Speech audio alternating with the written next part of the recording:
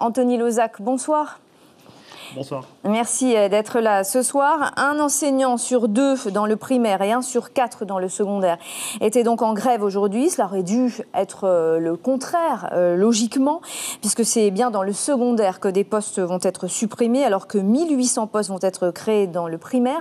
Comment est-ce que vous analysez cette mobilisation? C'est traditionnellement plus difficile de mobiliser dans le second degré que dans le premier degré. Moi, je trouve que les chiffres sont plutôt bons, y compris pour la Polynésie. Ils dépassent d'ailleurs celui de la... Voilà. Ça dépasse ceux de la métropole. Et la particularité ici, c'est que, notamment nous à l'UNSA, on a su mobiliser aussi les agents techniques, les personnels administratifs, et vraiment, cette grève aujourd'hui est un succès.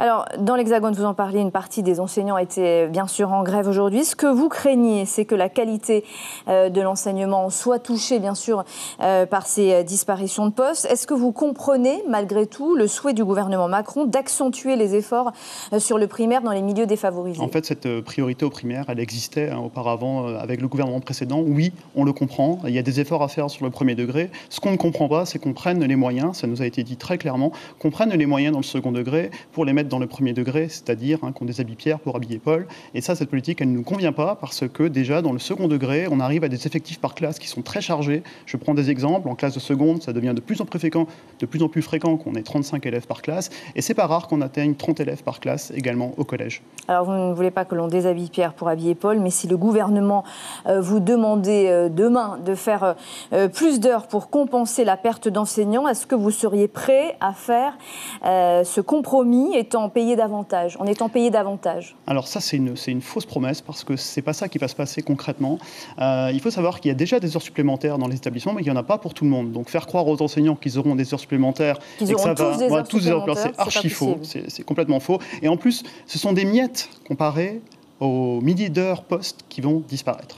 Alors une partie des parents d'élèves et de l'opinion publique, vous le savez, a toujours beaucoup de mal à comprendre ces mouvements de grève chez les enseignants, souvent associés à de la fainéantise.